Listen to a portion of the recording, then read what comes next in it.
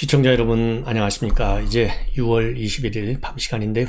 지금부터 저녁에는 안보 정론을 시작하겠습니다. 여러분들 잘 아시다시피 오늘 가장 중요한 일은요. 바로 우리가 우주 발사에 완전히 독자적으로 개발한 우주 실력으로 우리 한국형 발사체 누리호가 성공적으로 발사됐다는 점. 그야말로 대한민국 우주개발 역사에요. 아주 정말 뭐라고 그럴까요? 이 장엄한 새로운 한 장을 만드는 데 성공한 거죠.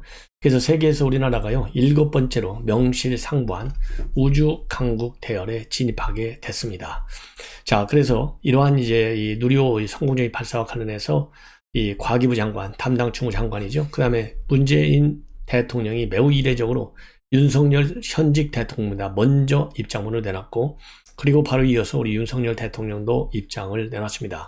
그래서 이번 이제 우주 발사가 누리호의 성공적인 발사가 갖는 여러 가지 의미를요, 이 기술적인 측면과 외교 안보적인 측면에서 여러분께 분석을 해드리도록 하겠고, 그 다음에는 이제 내일 딱 이 시간쯤이죠. 내일 저녁 7시에 국회 본회의 본청에서 이준석 대표에 대한 성상납과 관련된 증거인멸 교사 의혹, 이 부분에 대해서 이제 심리가 되는데요. 이 자칫하면 완전히 이준석 대표의 이런 성 문제가 블랙홀이 될 수 있다라는 우려가 나오고 있어요. 그래서 이 문제에 관해서요, 이준석 대표의 최종적인 입장은 무엇인지, 그리고 윤리 돌아가는 거에 관해서 저희 전문가들, 그리고 정치권 언론에서 생각하는 이 방향, 이 시나리오는 어떤 것인지 마지막으로 여러분들께 정리해 드리고요. 그리고 지금 민주당 구청장 2명이 수사선상에 올라왔어요. 부정선거 혐의로. 이 부분에 대해서도 정리를 해 드리도록 하겠습니다. 먼저요, 이 우주발사와 관련해서 이 누리호 발사, 여러분들 그동안 아시다시피 그동안에 우리가요, 나로호 발사할 적에는 우리가 발사하지를 못했고, 러시아의 힘을 빌려서, 러시아의 기술을 빌려서 발사를 해왔어요. 그래서 이 나로호의 경우에는 그야말로 절반에 성공했다, 이런 평가를 받는데, 누리호 발사는 완전히 100% 우리 기술로 이루어진 성공적 발사입니다. 그래서 이 설계, 제작, 그 다음에 시험, 인증, 발사일까지 모든 전 과정이요, 우리 대한민국 자체 기술로 이루어졌다는 점에서 이 기술적으로 이 우주 이 과학 정말 대한민국이 세계 7번째가 되니까요. 우리가 흔히 산업 이 발전 국가 G7 국가를 얘기하잖아요. 그런데 우주에서만큼은 우리가 G7에 들어가는 그러한 이 쾌거라고 저는 볼 수 있다라고 봅니다. 그래서 오늘요, 이 성공적인 발사와 관련해서 이종호 장관이 그 의미를 뭐라고 발사했냐면 이렇게 의미를 밝혔어요. 누리호 개발의 경험과 기술을 토대로 해서 성능이 향상된 우주 발사체 개발을 추진해서 우리나라의 위성 발사 능력을 더한층 향상시켜 나가겠다. 그리고 오랜 시간 동안 역경을 이겨내고 발사 성공을 위해서 땀과 열정을 아끼지 않은 과학기술인 산업차 관계자 모든 분들에게 진심으로 감사를 드린다. 이러한 의미 입장을 발표했습니다. 그래서 이 항우위원회에서는 현재 남극 세종기지 안테나를 통해서요, 성능 검증 위성의 초기 지상국 교신을 성공적으로 했고, 그래서 위성 위치를 확인했어요. 이 결과 내일 오전 3시쯤에서는 대전에 있는 항우연 지상국과의 양방향 교신을 실시해서 위성 상태를 세부적으로 확인해 나갈 예정으로 있습니다. 그래서 오늘요, 이 누리호의 성공적인 발사를 통해서 뭐라고 그럴까요?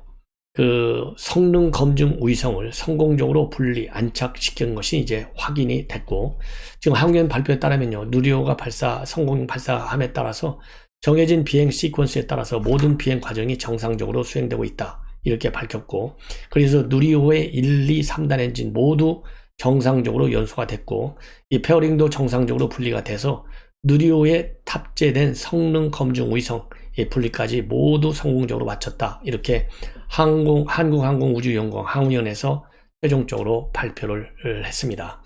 그래서 여러분들 잘 아시다시피 작년 10월에는 이 발사하다가 이제 실패를 했는데, 그 당시에는 1, 2단 분리 작업은 다 성공적으로 완성이 됐는데요.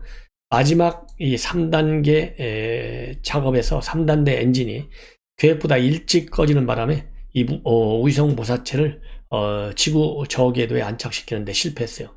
그래서 이제 오늘 최종적으로 이제 성공을 하게 된 것입니다. 자, 이렇게 해서 성공을 하게 됐는데요. 본래 윤석열 대통령도요, 오늘 누리호가 발사되는 전남 고흥 나로우주센터하고 직접 가서 현장에서요, 박수치고 축하하고 격려하고 이런 행사를 가질 예정으로 있었는데, 그야말로 우리 기술진이 이렇게 발사를 하는데 대통령이 와 있으면 아무래도 긴장이 되고 좀 떨릴 거 아니겠습니까? 그러다 보면 또 다른 실수가 나올 수도 있는 거 아니냐. 그래서 윤석열 대통령이 참고 용산 집무실에서 이 현장 상황을 이 화면을 통해서 지켜보고 이 현장 연결이 이루어지면서 성공적인 이 발사가 되니까 손가락 엄지척을 딱 지켜 세우기도 했다고 합니다. 그래서 윤석열 대통령도요, 이 노고에 치하하고 감사하고, 그리고 한국의 이 항공우주 산업이 세계에서 내놓으라 하는 국가로서 우주강국으로 발전할 수 있도록 계속해서 노력을 하자.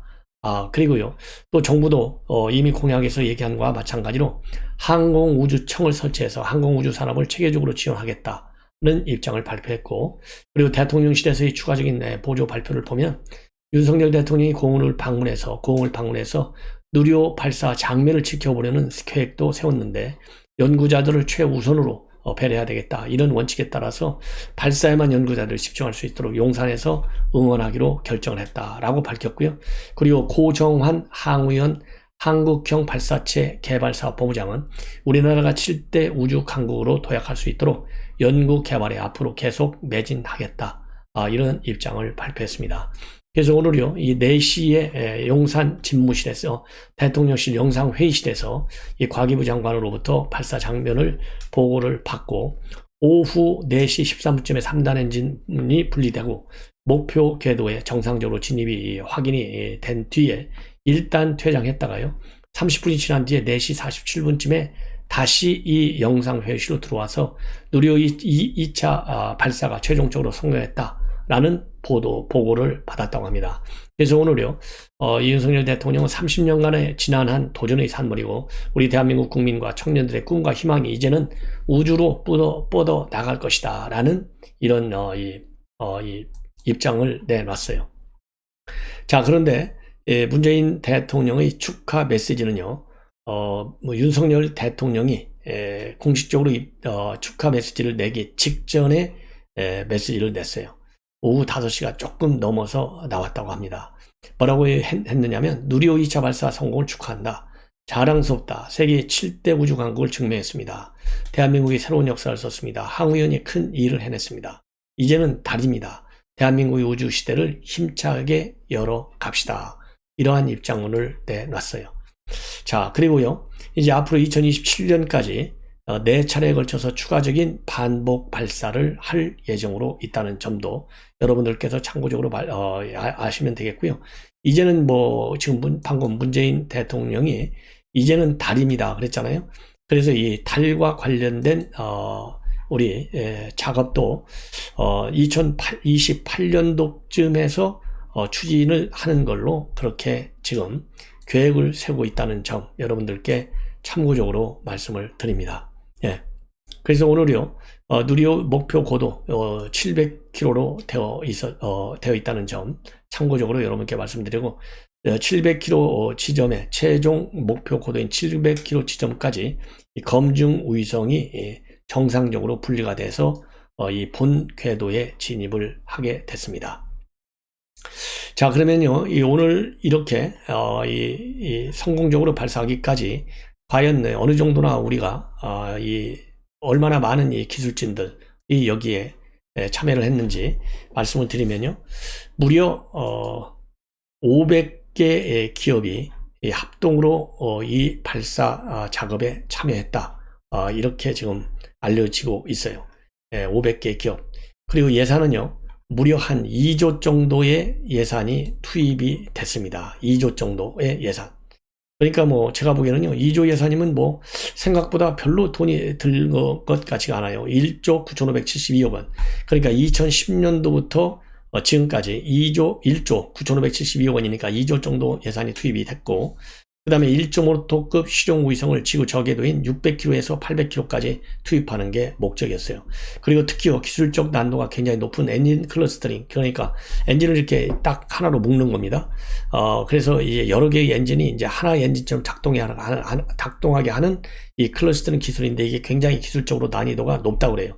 이것도 우리가 성공했다는 점, 상당한 큰 성과고요. 그래서 누리호 1단의 경우에는 75톤급 엔진 4개를 묶어서 3,300톤급 추력을 냈다. 그래서 그리고 누리호를 지지하는 발사대도요, 우리가 독자적인 기술로 개발했고요. 그리고 죄송합니다. 500개 기업이 아니고요, 300개 기업에서 인력이 500명이 참여했다. 그래서요, 한화 에어로스페이스, 그 다음에 카이 한국 항공우주산업과 같은 국내 대기업과 중소기업들이 누리호 개발 사업에 전부 다 참여를 하겠고, 총 사업비의 80%인 1조 5천억 원으로요, 정부가 된 게 아니라 산업체에서 됐어요.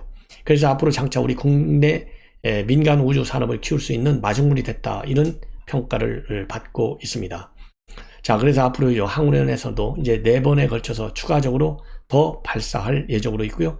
우리 국산의 달 궤도선은 나누리인데요.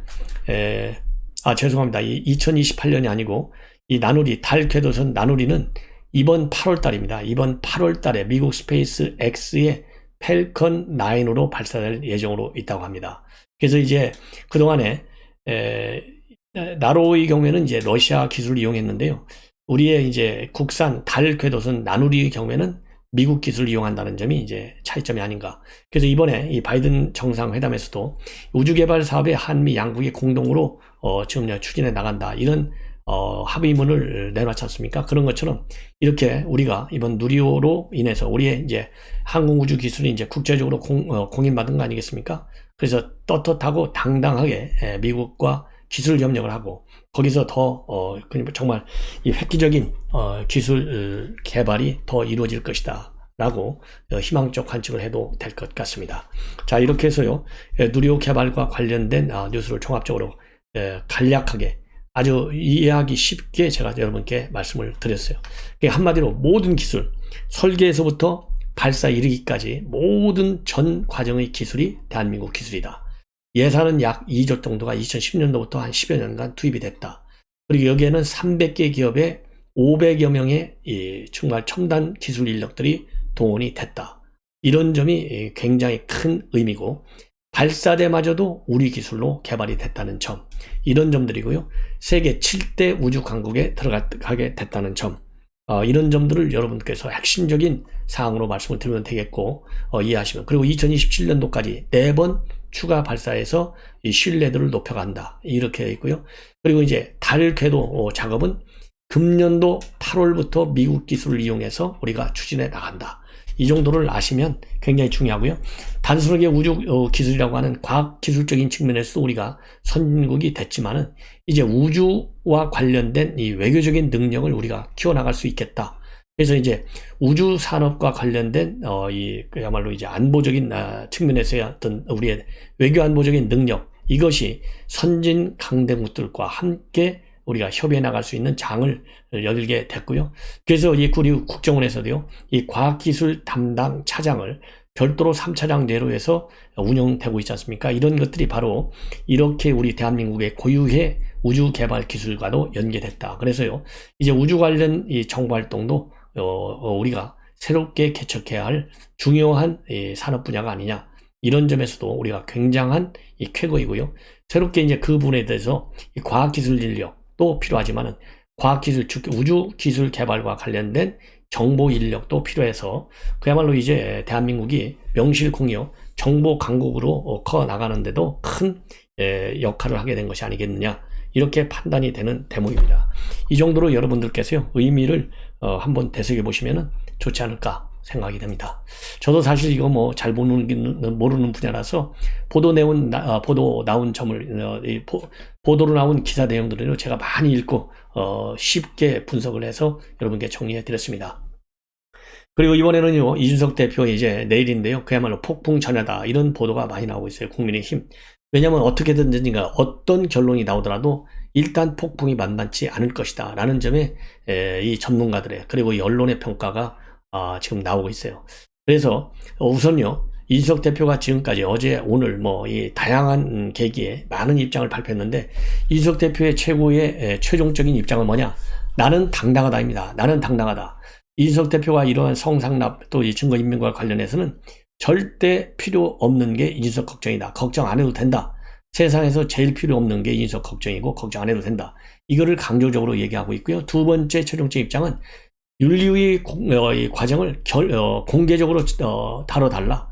자신 있다. 이 입장을 하고 경고마저도 가장 낮은 단계의 징계가 경고거든요. 경고마저도 나는 절대로 이해할 수 없다. 이게 이제 세 번째 점이고요. 그 다음에 윤리위가 이 결정에 대해서 어떻게 대응할까? 여기에 대해서는 미리 속단해서 움직이지 않겠다. 이게 이제 네 번째 점이고 다섯 번째는요. 윤리위가 굉장히 이례적으로 익명으로 이 말을 많이 하고 있는데 사실 무슨 의도인지조차도 궁금하다. 이게 이제 또 입장이고요. 또 마지막으로 최종적인 중요한 입장은 윤리위에서는요. 김철근 정무실장을 참석해서 소명을 듣겠다라고 했는데 이준석 대표가 자발적으로 내가 참여하겠다라는 입장을 밝혔고요.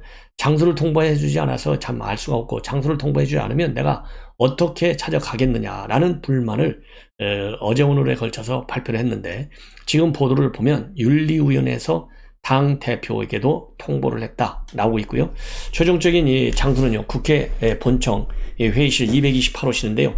228호실이 통상적으로 우리 국민의힘이 이 최고위 회의가 열리는 그 장소입니다. 큼지막한 장소예요. 거기에 이제 기자들도 충분히 들어갈 수 있는 제법 큰 방인데 거기에서 내일 저녁에 열린다 이렇게 되어 있고 마지막으로 이준석 대표 측에서 상당한 큰 의혹 하나를 제기하고 있어요. 뭐냐면 윤리위원회 한 사람이 바로 대통령실에서 근무한다는 얘기가 있어서 사실관계를 확인 중에 있다 이렇게 해가지고요. 윤리위원 부적절한 윤리위원이 있는 거 아니냐 이렇게 문제 삼을 수 있는 그런 단초가 보도가 되고 있는데 왜냐면은 만약에 대통령실에서 근무한다 그러면 윤리위원이 공무원이라는 얘기잖아요. 근데 공무원인 신분이 말하자면 윤리위원으로 참여한다? 이거는 말이 안 된다는 것이죠. 이와 관련해서 의혹을 받는 당사자는 대통령실에 임명된 적이 없고 사실무근이고 대통령실 근무가 유력하게 거론된 바는 있는데 최종적으로 합류 대상에 들어가지 않았다. 그래서요, 이 문제는 일단락된 것 같습니다. 자, 그러면 여러분들께서도 또 여러 군데서 보도를 보셔서 아시겠지만은 지금 제일 이제 어떤 징계가 나오든지 경고 조치, 제일 낮은 경고 조치가 나온다 하더라도 당 대표가 이 성 문제와 관련해서 경고를 받는 거 이거 자체가 상당히 불명예스러운 거 아니냐. 그래서 그렇지만은 그럼에도 불구하고 경고받은 걸로 해서 당 대표직을 내놓으라고 할 수는 없다. 이것이 중론으로 되어 있어요. 자, 그렇다고 한다면 당원권 정지냐, 탈당 권유냐, 아니면 제명이냐 이렇게 되어 있는데요. 제명을 제외한 나머지 결정은요, 윤리의 결정으로 최종적으로 끝나요. 그러니까 그렇기 때문에 재심을 요청한다 하더라도 윤리위에서 재심을 하기 때문에 끝나. 그러면은 윤리위에서 재심에서도 탈당 권유든지 당원권 정리가 이루어진다. 그러면은 이제는 이준석 대표가 거기에 불만이 있을 경우에는요, 법원에 가처분 신청하는 길밖에 없어요. 그러면은 이러한 본인의 성 문제를 두고 당과 그다음에 이 윤리위하고 당이 말이죠, 법정 소송까지 간다. 이것도 우리 국민들에게 굉장히 볼썽거리가 사나운 모습으로 될 수밖에 없고 당의 이미지라든가 당의 지지율에 그리고 윤석열 정부의 성공적인 출발에 초기 단계에서 좀 마이너스가 될 것이 아니겠느냐. 그래서 어떻게 됐든지 간에 상당한 논란이 불가피할 것이다 라는 것이 중론으로 되어 있어요. 근데 이 중에서요, 제일 지금 이준석 대표에게 고약한 결정은 탈당 권유다 이렇게 되어 있습니다. 왜냐하면 탈당 권유를 할 경우에는 결국은 당 대표직을 내놔야 될 수밖에 없고 그럴 경우에는 지금 차기 당권과 관련해서 당내 혼란이 야기될 수 있다. 왜냐하면 차기 당권을 노리는 주자들이 지금 많이 있지 않습니까? 그래서 이것이 자칫 잘못하면 여권의 권력 투쟁으로 비화될 소지가 있는 것이 아니냐, 이런 우려가 나오고 있습니다. 그래서 지금 이제 이번에 이 징계의 수위에 따라서 당내 권력 구도에 이 변화가 올 것 아니냐, 이런 우려들이 나오고 있어요. 자, 그리고 말이죠. 자, 그래서 지금 이제 문제가 바로 뭐냐? 그러면 또 하나 이제 쟁점이 뭐냐? 지금 이제 경찰에서의 수사 결과도 나오지 않는데 윤리위가 먼저 이렇게 결정을 하는 것이 맞겠느냐? 이런 또 비판도 있어요. 그렇지만은 통상적으로 그동안에 예를 들어 부동산 투기 문제 이런 걸 가지고서도 바로 이준석 대표 본인이 경찰 수사가 나오기 전에 제명 처리를 한 사례가 있지 않느냐. 따라서 이번 사안도 이 법적으로 수사기관에서 강제 수사를 통해서 결론을 내리기 전에 윤리위가 먼저 결정을 내는 것이 나쁜 것은 아니다. 예, 이렇게 지금 되어 있고요. 그리고 이양희 위원장이 외국에서 귀국하자마자 입장문을 내놨는데 그 입장문이 상당히 강하게 내놨어요. 이 부적절한 행위들이 많다. 당에서 소명하라고 했는데 웬 이렇게 부적절한 말들이 많냐. 그래서 윤리위에서의 결정과 관련해서 오해하지 말아라. 수사기관이 법률적 잣대로 하는 것과 달리 윤리위는 국민의 눈높이에서 이 도덕적인 측면을 보겠다. 이런 입장문을 내놨거든요. 이런 걸 보면 윤리위의 이 강경한 입장으로 해석될 수밖에 없고, 그렇다고 본다면 윤리위에서 중징계 쪽으로 결론이 나을 것 아니겠느냐라는 그런 관측도 상당히 제기되고 있습니다. 자, 이렇게 해서요. 그리고 이러한 가운데 이 김기현 원내대표는 사실상 이 실체가 있는 것인지 여부도 잘 모르겠고, 본인이 뭐 탐정도 아닌데 그렇다고 이거 여기저기 가서 이거를 알아볼 수도 없는 것 아니냐. 그리고 수사가 진행되고 있고 이 결과를 봐야 실체를 알 수 있을 것 같은데 윤리위가 먼저 개최되면서 논란이 계속되고 있고 더 이상 오래 끌지 않았으면 좋겠다. 그리고 이걸 가지고 계속 지지부진하면서 이슈를 키워나가는 것이 옳은 것이냐, 정무적 판단을 해야 된다라고 입장을 밝혔습니다. 자, 그래서 이 김기현 원내대표 같은 경우에는 유튜브에서 뭐라고 그래가지고 그거를 갖다가 우리가 증거로 삼을 수는 없지 않느냐, 이렇게 얘기를 했는데, 여러분들 잘 아시다시피 이준석 대표하고 김기현 원내대표는 뭐 한 쌍으로 봐야 되지 않겠습니까? 그렇기 때문에 당연히 이준석 대표에게 좀 유리한 그런 시각으로 이 공개적인 입장을 발표할 수밖에 없다, 이렇게 보이고요. 그리고 윤희석 전 국민의힘 대변인이 이번에 윤리위 결정과 관련해서는요, 상당히 많은 윤리위에서도 이제 고민이 있을 텐데, 말하자면 저하고 똑같아요. 지난 토요일 날 윤리위가 본연의 임무를 완수하겠다 강경한 입장문을 발표했는데, 이걸로 보면 뭔가 이 징계 결정을 좀 내릴 텐데, 그렇게 썩 뭐라고 그럴까요? 가벼운 징계 결정은 내리지 않을 가능성도 있고, 또 이 가벼운 경고 수준의 징계 결정을 내린다 하더라도 상당히 정치적으로 좋지 않다, 모양새가. 이러한 입장을 내놓고, 그리고요, 이 경중을 아무리 낮은 수준의 징계, 즉 경고가 나온다 하더라도 징계의 경중을 떠나서 증거인멸교사 의혹을 인정하는 것이 되기 때문에 정치 생명에 상당한 영향을, 큰 타격을 줄 가능성이 크다, 이렇게 지금 전망을 하고 있습니다. 자, 이번에는요, 이제 마지막으로 부정선거 의혹과 관련해서 말씀을 드리겠습니다. 우선요, 이 두 구청장인데요, 둘 다 민주당입니다. 은평구청장이 지금 공직선거법 위반 혐의를 받고 경찰에서 오늘 대대적으로 은평구청을 압수수색했어요. 구청장실, 비서실, 그리고 PC 내부 문서와 자료들을 확보한 것으로 알려지고 있는데, 올 초 명절을 앞두고요, 설 명절 앞두고 수행비서를 통해서 은평구 공무원들과 지역 주민들에게 사과 200박스를 돌린 혐의입니다. 당시 구청장의 김미경 구청장의 비서는 사과를 받은 사람들한테 수령 여부를 확인하는 문자까지 보냈어요. 그래서 이거 이 선거법상으로 보면은요, 공직선거 후보자가 될 사람이 선거구 안에 있는 사람이나 아니면 선거 구민과 연고가 있는 사람에게 금전이나 물품을 기부하는 행위를 철저히 금지하고 있고요. 다른 사람도 후보자를 위해서 기부 행위를 해서는 안 된다, 이렇게 법으로 되어 있어요. 그렇기 때문에 이 법률 상으로 보면 비서가 직접 돌렸다, 그리고 문자까지 받았다, 그러면은 이건 구청장을 위한 기부 행위로 볼 확률이 굉장히 크다. 그래서 유죄 판결을 받을 수 있는 가능성이 큰 것이 아니냐. 그리고 사과박스 200박스, 이거는 뭐 사실상의 굉장히 큰 선거법 위반이 아니겠는가, 이렇게 이제 평가되는 분이고요. 이와 관련해서 이 구청장의 수행비서는 뭐라고 그럴까요? 청장님께서 마음을 담았다라는 문자 메시지를 보냈어요. 예. 그리고 구청장의 경우에는요, 이 사과박스 보낸 거 비서들이 보낸 것이기 때문에 나와는 무관하다, 이렇게 딱 부인을 하고 있습니다. 그래서 이 문제가 지금 불거지고 있고, 또 하나는요, 동대문 구청장의 또 이 부정선거 의혹이 또 심상치가 않습니다. 그래서요, 이 동대문 구청장의 경우에는 이제 사선이고요. 아까 이제 은평구청장은 재선, 이번에 다시 이제 당선이 됐어요. 그래서 이달 3일과 7일 두 차례에 걸쳐서 이 유덕열 동대문 구청장을 소환 조사했어요. 두 가지 혐의입니다. 하나는 구청직원 승진 인사를 대궐에서 5천만 원 상당의 금품을 받은 혐의가 있고요. 업무 추진비와 같은 이 공금을 갖다가 사적으로 무려 이 쓴 액수가요. 사적으로 공금을 횡령한 액수가 약 7억 정도나 된다. 그래서 7억 원을 횡령한 혐의로 지금 경찰의 수사를 받고 있습니다. 그리고요, 정말 뭐라 그럴까요? 이 경찰에서 구청 관계자들이 경찰에 진술한 내용을 보면 유덕열 구청장의 경우에는 업무 추진비와 경력금 등 현금으로 지급된 돈만 횡령했다. 이런 진술까지 확보한 것으로 되어 있는데 문제는 뭐냐?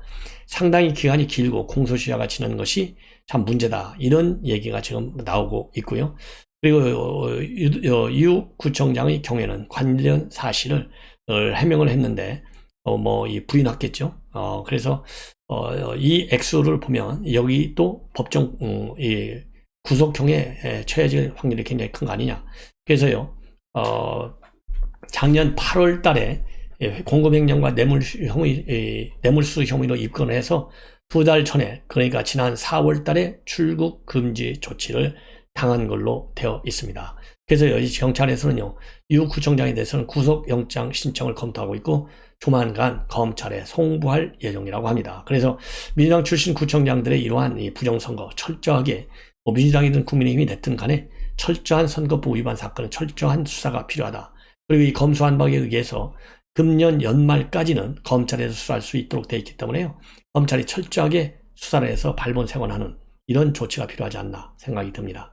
시청자 여러분, 이것으로 본 방송을 마치겠습니다. 잠시 후에 또 방송에 들어가겠습니다. 시청자 여러분들께서요, 알람을 설정해서 많이 시청해 주시면 대단히 고맙겠습니다.